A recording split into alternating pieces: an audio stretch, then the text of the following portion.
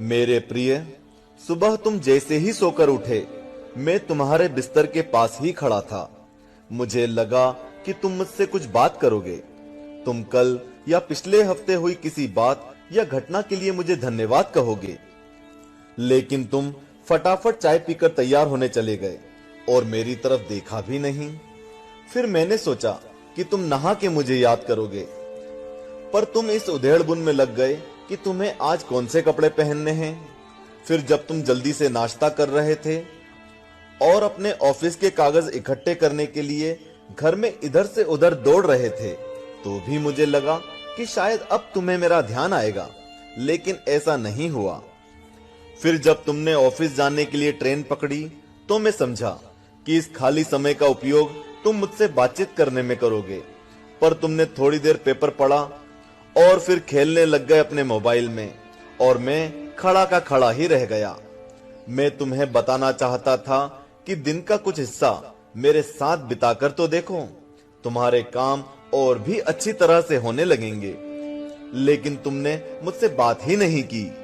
एक मौका ऐसा भी आया जब तुम बिल्कुल खाली थे और कुर्सी पर पूरे 15 मिनट यूं ही बैठे रहे, लेकिन तब भी तुम्हें मेरा ध्यान नहीं आया। दोपहर के खाने के वक्त जब तुम इधर उधर देख रहे थे, तो भी मुझे लगा कि खाना खाने से पहले तुम एक पल के लिए मेरे बारे में सोचोगे, लेकिन ऐसा नहीं हुआ। दिन का अब भी काफी समय बचा था। मुझे लगा कि शायद इस बचे समय में हमारी बात हो जाएगी, लेकिन घर पहुंचने के बाद तुम रोजमर्रा के कामों में व्यस्त हो गए। जब वे काम निपट गए तो तुमने टीवी खोल लिया और घंटों टीवी देखते रहे। देर रात थककर तुम बिस्तर पर आ लेटे।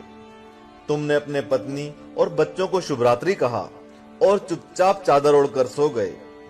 मेरा बड़ा मन था कि मैं भी तुम्हारी दिनचर्या का हिस्सा बनूं, तुम्हारे साथ कुछ वक्त बिताऊं, तुम्हारी कुछ सुनूं, तुम्हें कुछ सुनाऊं, कुछ मार्गदर्शन करूं तुम्हारा, ताकि तुम्हें समझ आए कि तुम किस लिए इस धरती पर आए हो और किन कामों में उलझ गए हो।